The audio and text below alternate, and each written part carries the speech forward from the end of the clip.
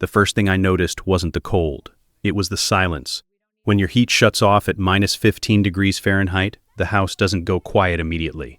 There's a slow fade. The hum of the furnace stops. The vents exhale one last breath. The pipes tick as the pressure changes. And then the stillness creeps in. I woke up because of that silence.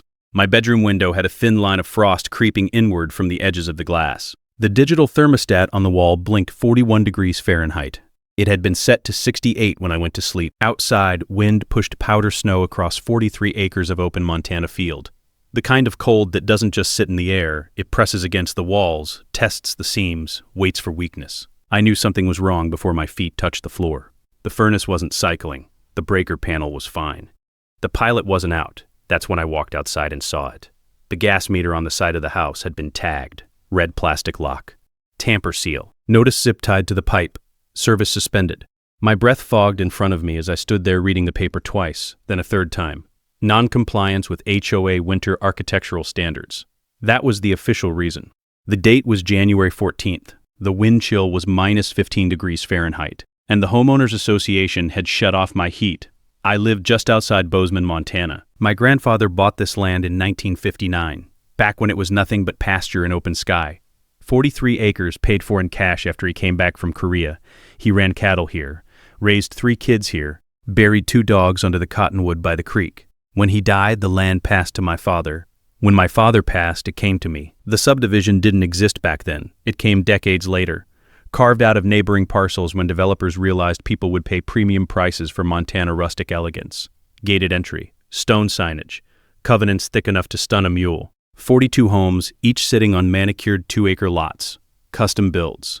Heated driveways, architectural review board approvals required for mailbox posts. And then there was me. My house wasn't finished yet. I'm a licensed electrician. I build slow. Debt-free.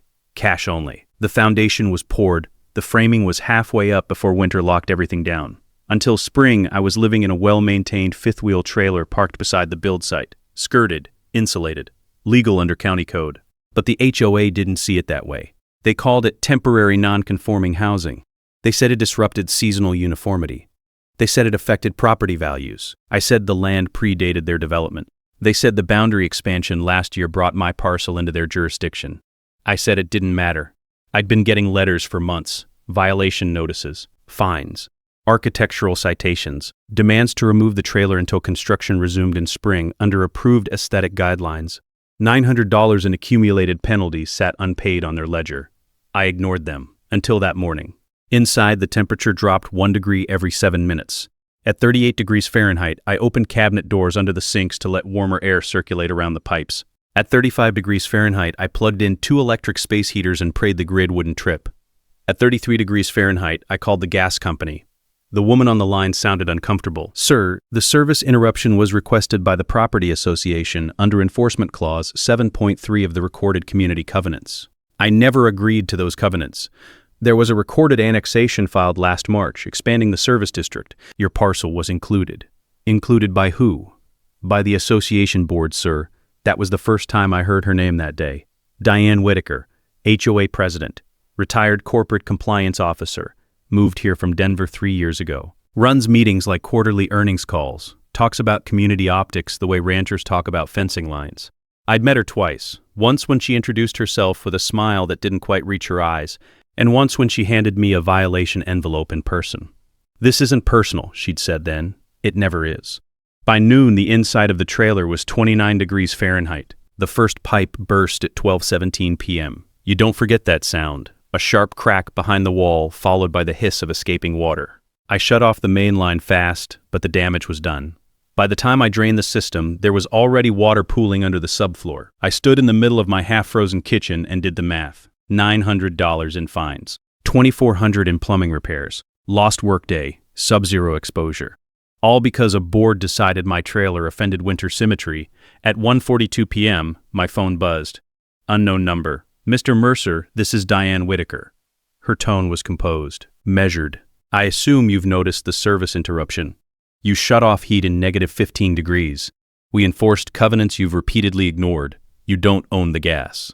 The association has authority to enforce compliance measures, not utilities." Another pause. Your parcel is within our recorded jurisdiction. That doesn't give you the right to freeze my house."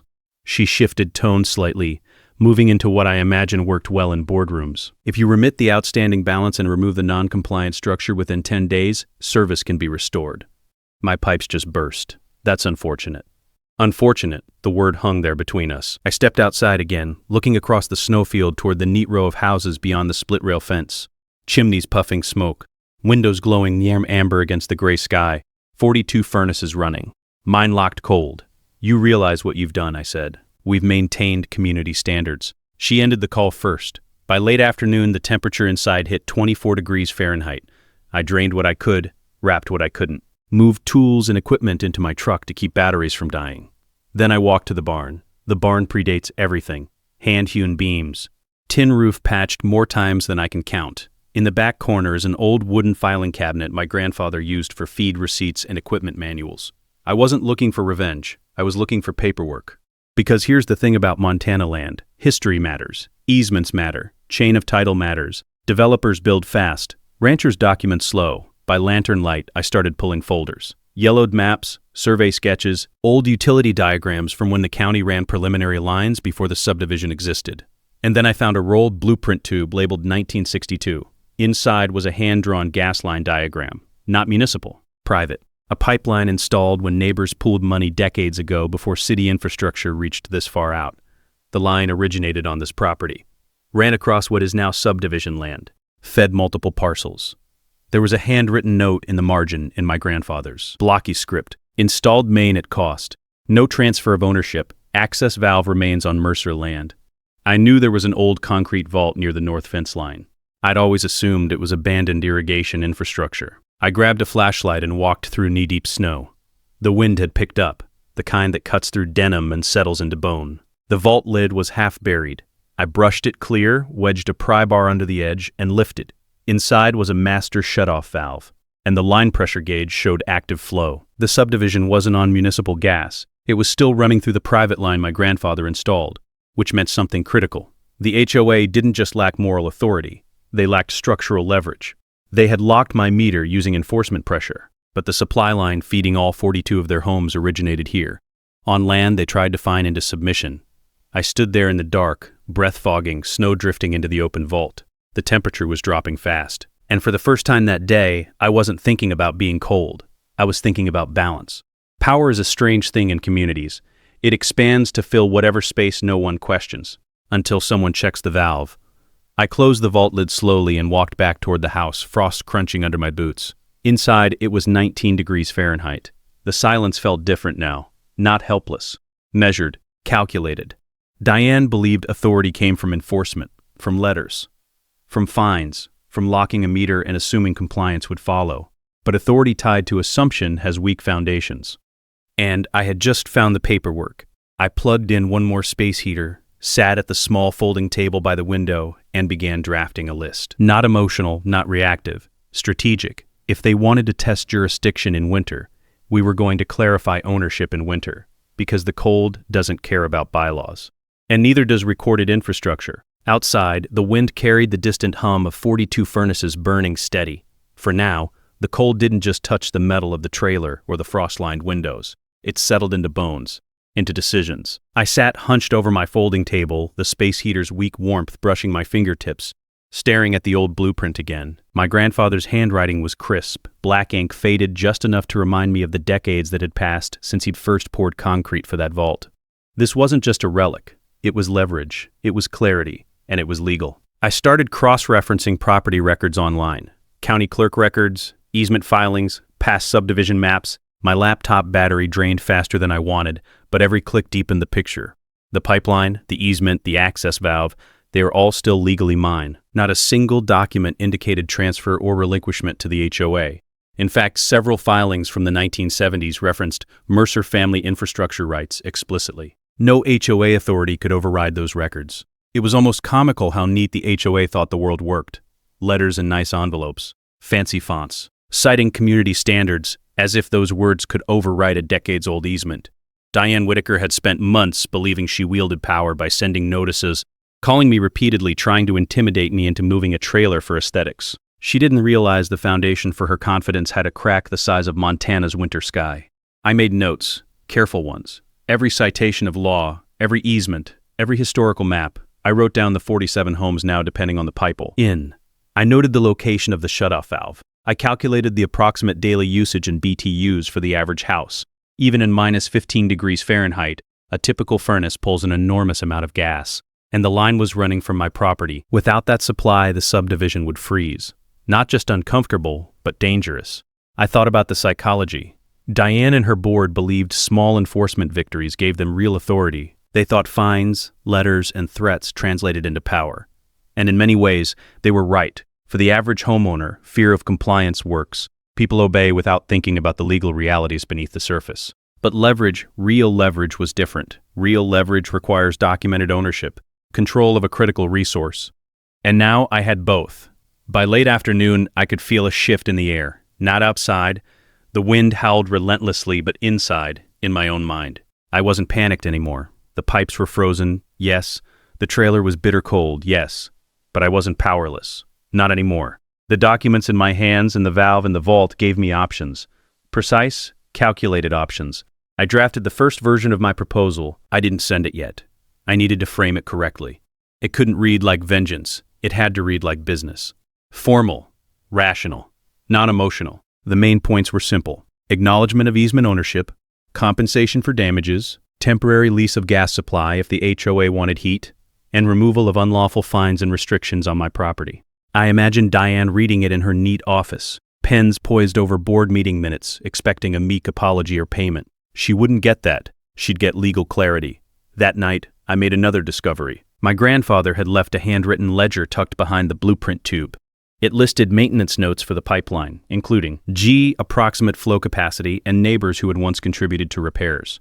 There was even a note about an informal gentleman's agreement for occasional maintenance assistance. It was clear he intended the line to serve the community, but only under conditions he controlled. No contract, no obligation, just goodwill. That goodwill, I realized, had been assumed as entitlement by the HOA. I felt the responsibility of it. The pipeline was more than metal and pressure. It was life support in winter. I had the power to shut it off, but the choice wasn't simple. My goal wasn't to punish neighbors. It was to enforce recognition of my legal rights and prevent further harassment. There was a balance to strike. Assert authority without creating irreparable harm. Cold in this case could be a tool, but only if wielded carefully. I double-checked the valve that night. Concrete vault, secure cover, valve handle intact. 190-degree turn, and the line would be closed. The thought alone made me uneasy. I wasn't reckless, but I also wasn't about to let months of intimidation go unchallenged. It was time to define the boundaries clearly, what I could control and what they assumed they could. Morning arrived with a blizzard sweeping across the acreage. Visibility dropped to less than 100 yards. The trailer shivered in the wind. My laptop was plugged in, drafts open, notes beside it. I called my attorney.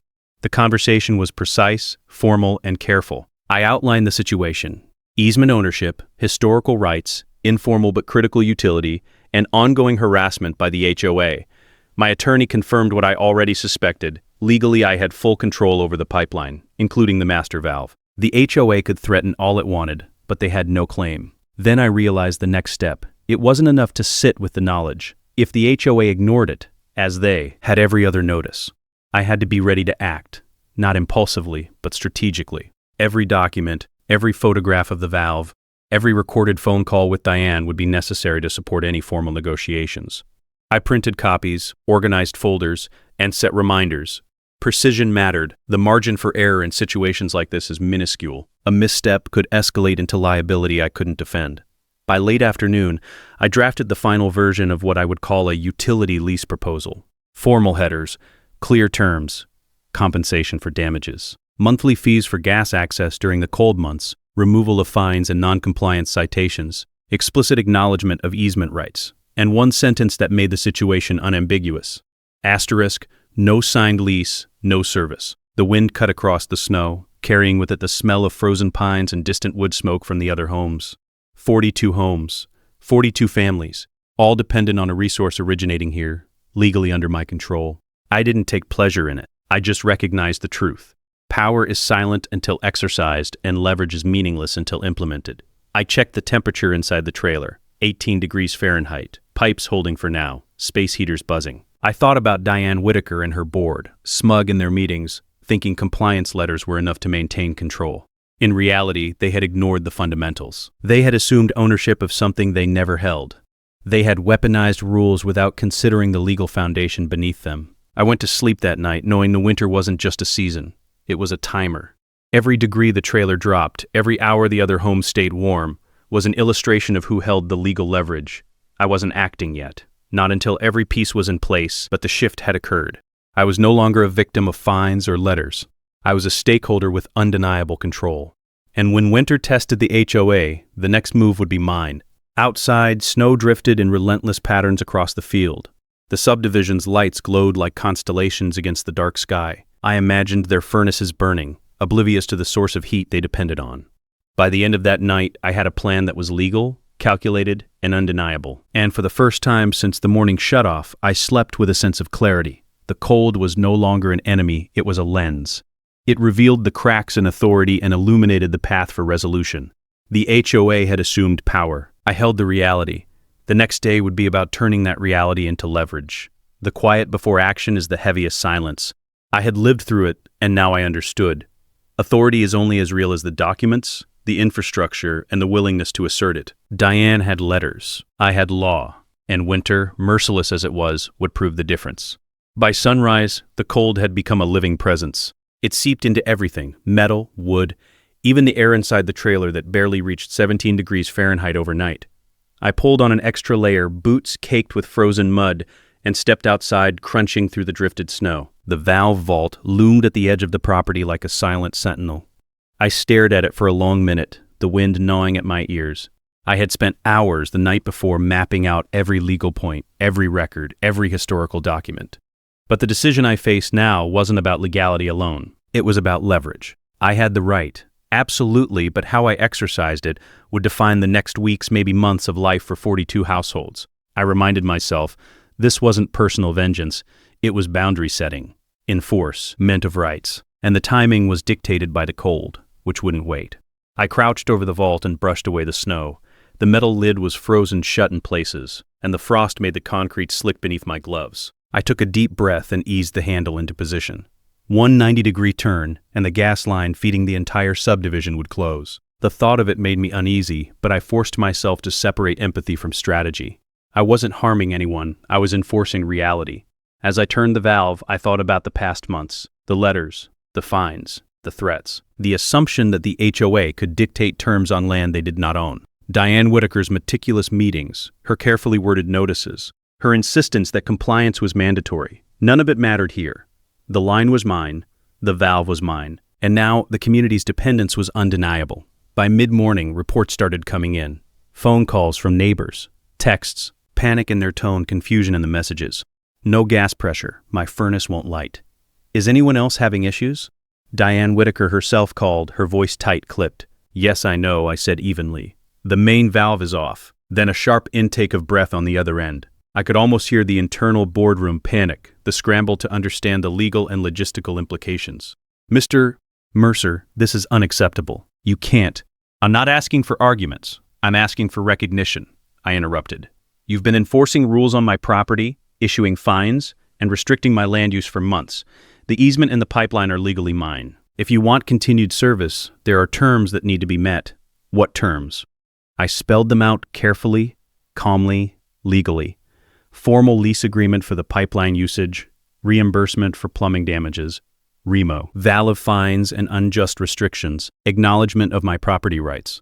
42 households, winter months, fair compensation, clear, concise, no emotion, no threat, just the structure. By late morning, the panic spread through the subdivision.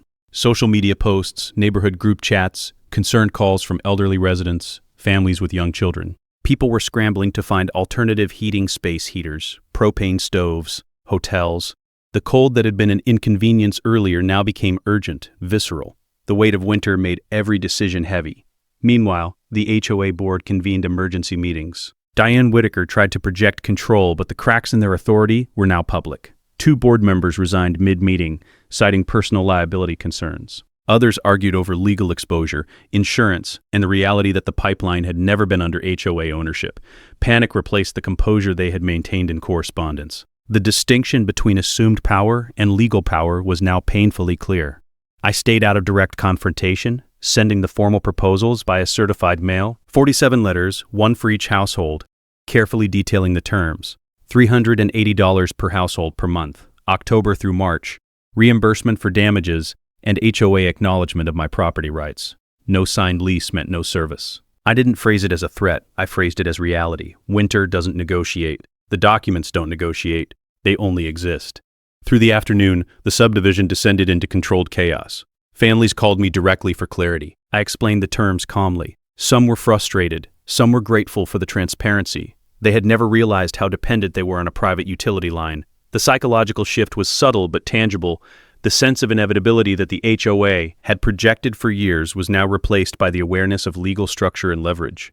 By evening, Diane Whitaker called again. This time her voice carried urgency I hadn't heard before. The tone shifted from authority to negotiation.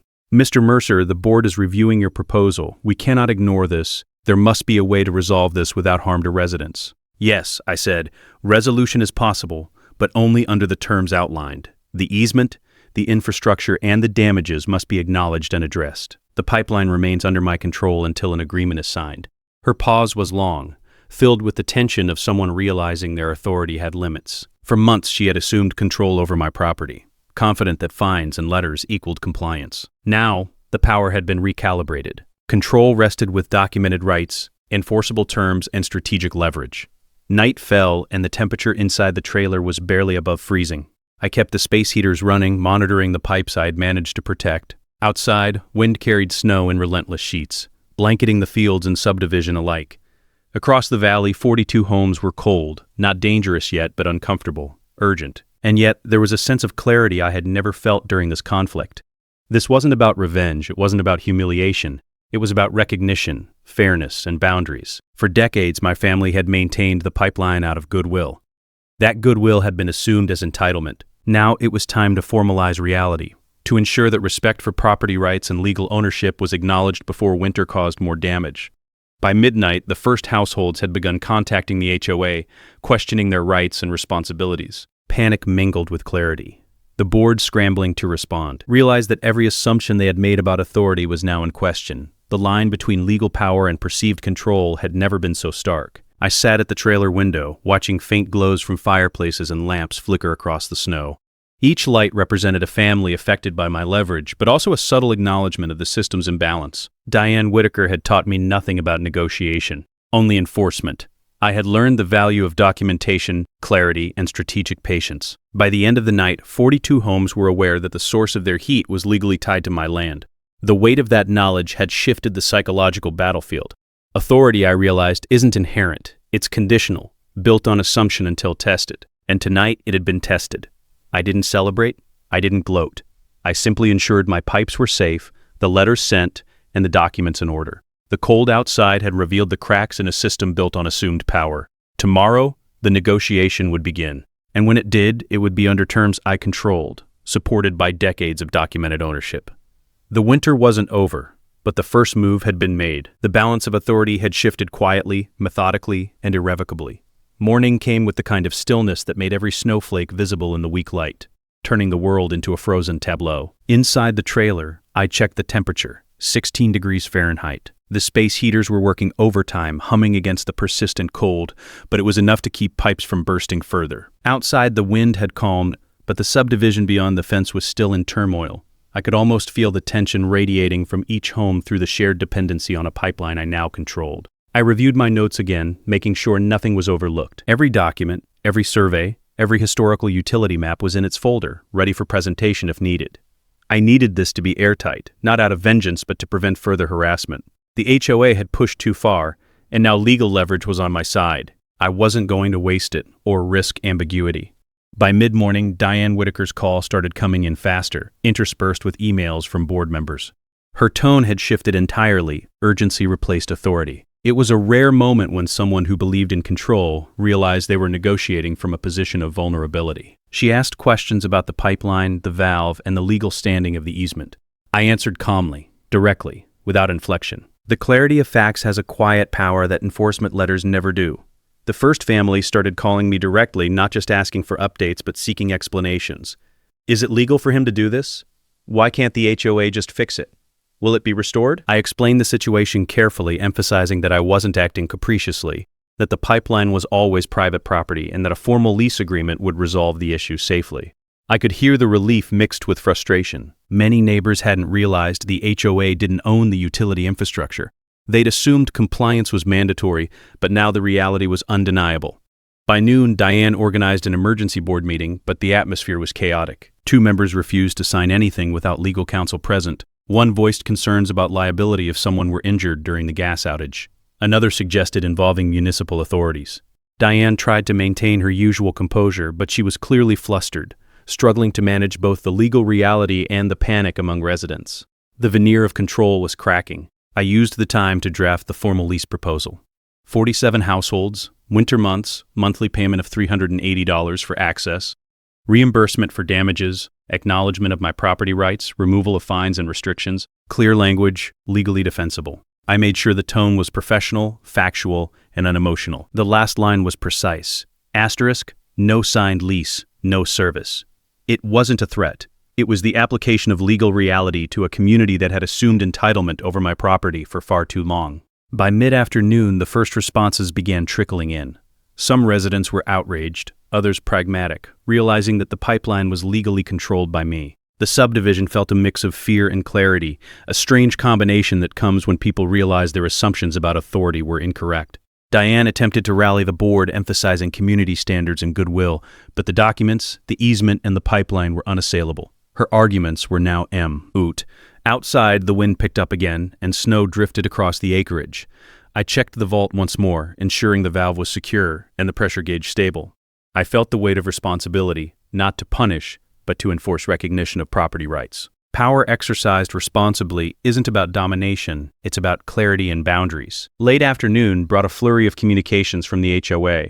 Diane's voice was tense on the phone. Mr. Mercer, this cannot continue. You need to restore service immediately. I replied evenly, service will be restored under the terms outlined in the certified letters. Until agreements are signed acknowledging the easement, compensating damages, and removing fines, no gas will flow. She paused, the tension audible. Then, we need to discuss this internally. There are liabilities. Residents are at risk. Please consider their safety. I held my ground. Safety had to be ensured, yes, but only within the framework of law and fairness. My pipes were already frozen, and residents needed clarity, not assumption. The balance had shifted. The HOA could no longer act on impulse or intimidation. Their authority was now legally bounded. By evening, the first households began reaching out to Diane directly, pressing for clarity on legal rights, liabilities, and the terms of the lease proposal. The board convened another emergency meeting, this time with legal counsel present. 2 members resigned due to personal liability fears, leaving Diane scrambling. Her authority, previously unquestioned in letters and minor fines, had evaporated in the face of enforceable documentation. I remained calm, focusing on logistics. The letters had been sent, the proposals were clear, and the infrastructure under my control. I wasn't acting out of spite, I was enforcing reality. The community was now learning the difference between perceived power and legal authority. Night fell, snow blanketed the subdivision, and my 43 acres, I sat at my folding table, lamp casting a soft glow across the stacks of maps, documents, and emails. 42 homes were cold, but the message had been sent. Authority isn't assumed. It's verified through documentation and enforceable rights. The HOA had learned that today, whether they realized it or not. By midnight, Diane called again, quieter this time. She asked for clarification on the terms and deadlines, the details of damages, and the procedure for signing agreements. The urgency was palpable. For months, she had believed she could dictate terms. Now, she was negotiating under the reality of legal leverage. I reviewed the situation calmly. Pipes intact, valves secure, letters delivered, documentation complete. The community had experienced temporary discomfort, yes, but clarity had been established. Tomorrow, negotiations would continue, but the framework was unshakable. Legal rights backed by control of critical infrastructure. As I went to sleep, the cold pressed against the trailer walls like a reminder of the day's events. But it no longer felt oppressive. It felt instructive. Winter had exposed assumptions, clarified authority, and created conditions for resolution. The first move had been made quietly and methodically. Authority would now be exercised responsibly, and recognition of property rights would guide the community toward negotiation. The stage was set, and the next act of this winter conflict was imminent. Morning arrived again, but this time the cold felt different. Not just a physical presence, but a marker of tension, accountability, and inevitability. The trailer measured 18 degrees Fahrenheit inside, barely enough to keep pipes from further damage. Outside, the subdivision lay shrouded in a heavy drifting snow, chimneys black against the gray sky, lights glowing faintly through frosted windows. The 42 households that had relied on my grandfather's private pipeline were now dependent on me, legally and structurally. I didn't take that lightly. I went over the details again, every certified letter, every copy of the easement, every map of the pipeline and valve location was organized. 47 letters had gone out, one for each household, each carefully outlining the terms for restoring service. A formal lease agreement, reimbursement for damages, removal of unjust fines and HOA-imposed restrictions, and acknowledgement of easement rights. The terms were fair but non-negotiable. I wasn't seeking revenge. I was seeking clarity and enforcement of legal rights. By mid-morning, Diane Whitaker and the HOA board were in chaos. The first signs came through phone calls, voicemails filled with frustration, confusion, and increasingly fear. Diane herself called repeatedly, each time more measured but tense. "Mr. Mercer, the board is reviewing the letters. This cannot continue," she said. I reminded her of the legal realities. The valve was under my control. Without signed agreements, the gas would remain off. My tone was calm, precise. Panic doesn't weaken rights, and clarity doesn't require emotion. Families began calling me directly as well. Some were angry, some bewildered, others trying to understand how this pipeline, which had flowed through their backyards for decades, could legally be someone else's property. I explained the situation calmly, emphasizing that the line had always been private, installed by my grandfather, and never transferred. I clarified that a formal lease agreement would restore heat for the cold months and ensure the line remained properly maintained. The shift was immediate, fear mixed with comprehension. The notion of assumed authority was cracking. By late morning, Diane convened an emergency board meeting. The atmosphere was tense and disorganized. 2 members refused to proceed without legal counsel, citing personal liability. One argued about potential municipal intervention. Diane, frustrated, tried to assert control with her usual language of community standards and goodwill. But the documents in my possession, the historical maps, and the valve itself spoke louder than any board meeting rhetoric. She realized quickly that assumed authority and legal ownership were not the same. I spent the afternoon finalizing a slightly refined version of the lease agreement. I ensured the language was clear, professional, and enforceable. Monthly payments for pipeline access, reimbursement for damages, acknowledgement of easement rights, removal of fines, and no service without signed agreements. The phrasing left no room for interpretation. This was not an ultimatum rooted in emotion. It was an application of law and leverage. The message was straightforward. Clarity and legal recognition would restore services. Refusal or delay would prolong hardship. Throughout the day, reports of cold, emergency heating measures, and community concern poured in. Families scrambled to keep furnaces running with temporary propane heaters, space heaters, and hotel arrangements. Diane's position weakened further with each call, as the HOA board recognized that they lacked both the legal authority and the infrastructure to compel compliance. Panic replaced composure, and every conversation, every call, revealed the thin veneer of control they had operated under for months. By early evening, several households contacted the HOA directly, seeking clarification and pressing for signed agreements. Diane attempted to manage the situation, but the urgency and the legal exposure made it clear that the board could not act unilaterally.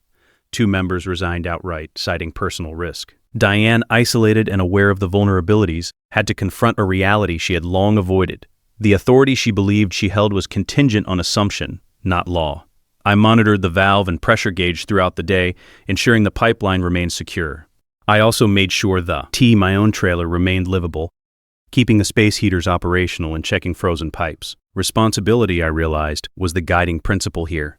The infrastructure was critical, and I wielded control carefully, not out of vengeance, but to enforce recognition of rights.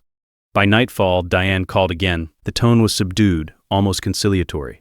She asked for clarification on the terms, deadlines, and procedures for signing the agreements. The urgency in her voice betrayed weeks of overconfidence, replaced by the cold, hard reality of legal leverage. I repeated the terms, emphasizing clarity, fairness, and enforceable recognition of property rights. Authority, I reminded myself, only works when paired with knowledge and adherence to law. As the snow drifted across the acres and the night deepened, I sat in the trailer reviewing every document, every letter, and every record. The 42 homes remained dependent on the pipeline, and the HOA board was now negotiating under conditions they had never anticipated. The dynamic had shifted. Authority had been tested, and legal clarity had prevailed. I wasn't celebrating or gloating, the objective had been achieved. Recognition of rights, enforcement of boundaries, and a pathway to formal resolution. The first moves in this winter conflict were complete. The stage was set for negotiation, but now the parameters were controlled by facts, law, and documentation. Diane Whitaker and the board had learned that enforcement letters do not replace legal ownership, and goodwill assumed as entitlement has limits. As I prepared for the next day, the cold outside reminded me of the urgency, but inside, clarity and responsibility guided every step. The leverage I had discovered, preserved, and applied was now firmly established, shaping the next chapter of this standoff. The next morning, the air was crisp, brittle, and full of tension. Inside the trailer, the temperature had stabilized just above freezing, but that small warmth was symbolic. It was the calm before the storm of negotiation. I double-checked the vault, the valve, the pressure gauges, and my organized folders of historical documents, maps, and certified letters. Every piece of evidence had to be airtight. The pipeline wasn't just metal and pressure, it was decades of legal rights, maintenance, and responsibility. The weight of that fact pressed on me more than the cold ever could. By mid-morning, Diane Whitaker and the HOA board had finally scheduled a formal meeting with legal counsel present. The usual air of composure and authority she carried in letters was gone, replaced by urgency and tension. She understood now that she could no longer assume control based on fines, aesthetics, or intimidation. Everything hinged on documented reality and enforceable terms. I knew the first step was to set the tone. Calm, factual, unambiguous. Authority exercised responsibly commands more respect than aggression ever could. The meeting began in a rented conference room just outside the subdivision. Diane arrived first, her usual posture tight, clipboard in hand. The remaining board members shuffled in behind her, some weary, others clearly frustrated. Their legal counsel, a Midwestern property attorney, opened the discussion, acknowledging the historical documentation and the obvious ownership of the pipeline resting on my property. Diane glanced at him, clearly unsettled. She had expected compliance through assumption. Instead, she faced incontrovertible legal reality. I presented the documents systematically. Original 1962 pipeline diagrams, handwritten notes from my grandfather, county property records, easement filings, and historical maintenance ledgers. Each document reinforced the central fact. The pipeline, including the master shutoff valve, was owned and controlled by my property. I emphasized clarity and resolution, not confrontation.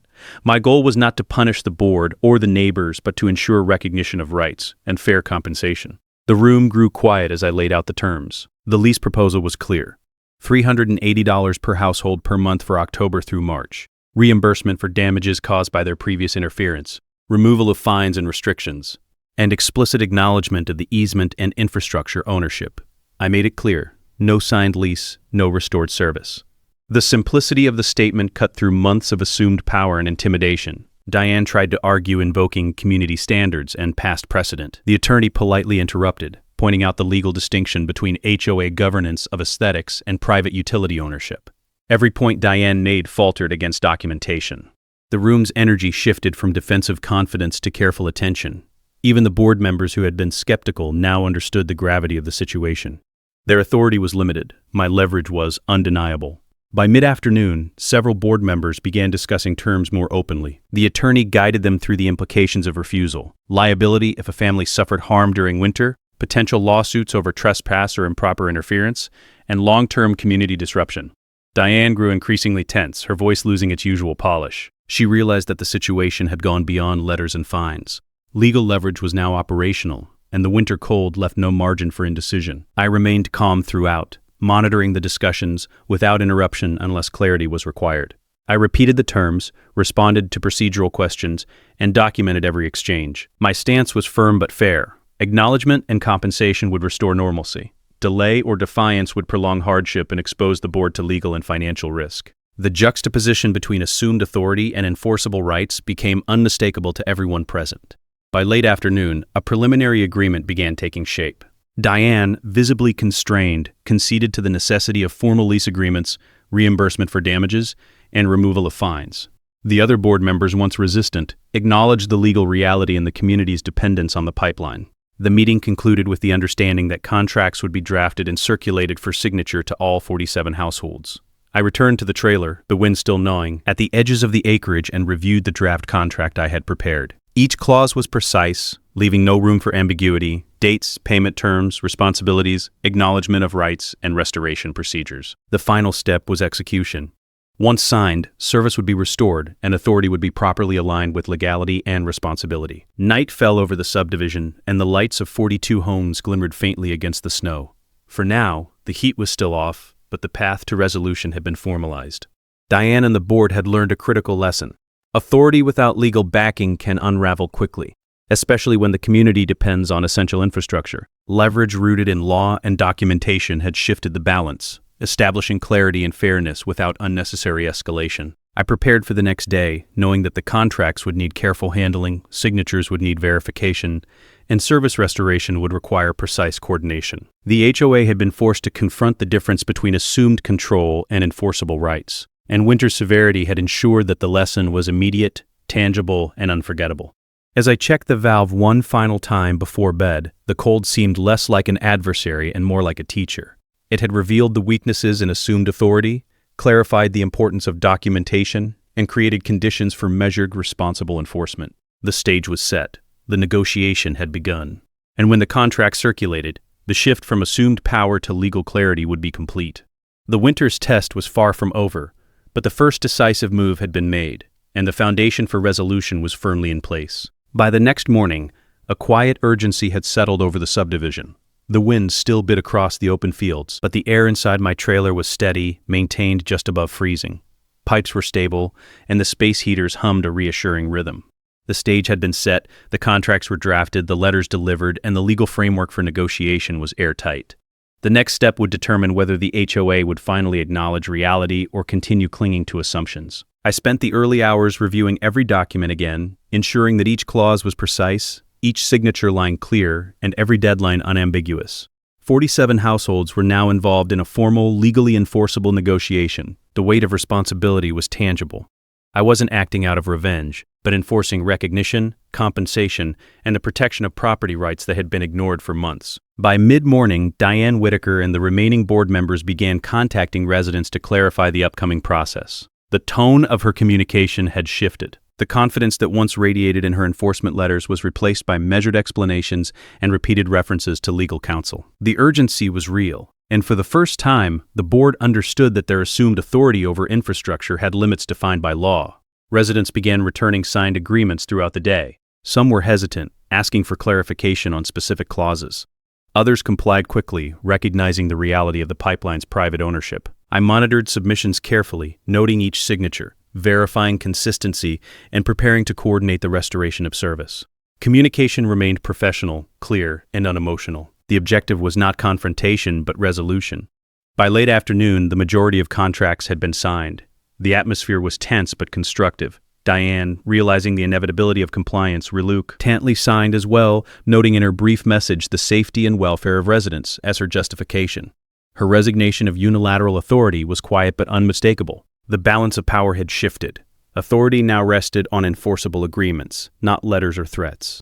I returned to the trailer, valve key in hand, and prepared for the final step, restoring service.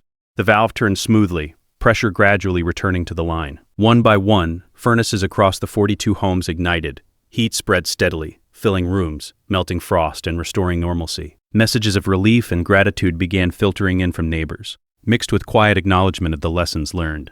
The cold, once a tool for urgency, had now become a backdrop to resolution. The HOA board underwent immediate restructuring. Diane's resignation paved the way for a new board, elected with guidance from legal counsel. Policies regarding infrastructure, easements, and utility management were formalized, insured, and documented. The community, having witnessed the practical consequences of assumed authority versus legal leverage, settled into a calmer, more organized atmosphere. Boundaries were clear, and the potential for future conflict had been minimized through formal agreements. In the following weeks, I reflected on the entire episode. The key lessons were clear. Leverage must be exercised responsibly, authority assumed without legal foundation is fragile, and formal documentation, easements, chain of title, contracts is essential to prevent disputes from escalating. Generosity and goodwill, when unformalized, can be misinterpreted as entitlement, but clarity and structure create stability. The goal had never been domination. It had always been recognition, fairness, and the protection of rights. The neighborhood, winter-tested and now legally clarified, had moved from chaos to stability. Heat was restored, disputes were formalized, and boundaries were respected. The power dynamics, once dominated by assumed authority, had shifted to reflect reality. Residents now understood the difference between leadership as stewardship and leadership as entitlement, and the HOA's role had been recalibrated accordingly. As snow continued to drift over the acres, I sat by the window of my trailer, watching the lights of the subdivision flicker against the cold darkness. The situation had been resolved not through escalation, but through clarity, legal leverage, and responsible exercise of authority. The winter had been harsh, the challenge substantial, but the result was a neighborhood that now functioned with fairness, understanding, and documented stability. Ultimately, the event left a lasting reflection. Communities fail not simply because of external hardships like cold weather, but because assumptions about authority and entitlement go unchecked. When reality is ignored and leverage is unrecognized, consequences are inevitable. The cold had exposed these truths, and the formalization of agreements ensured that clarity replaced assumption, stability replaced chaos, and stewardship replaced misapplied power. The lesson was clear, and the neighborhood had learned it through both experience and resolution.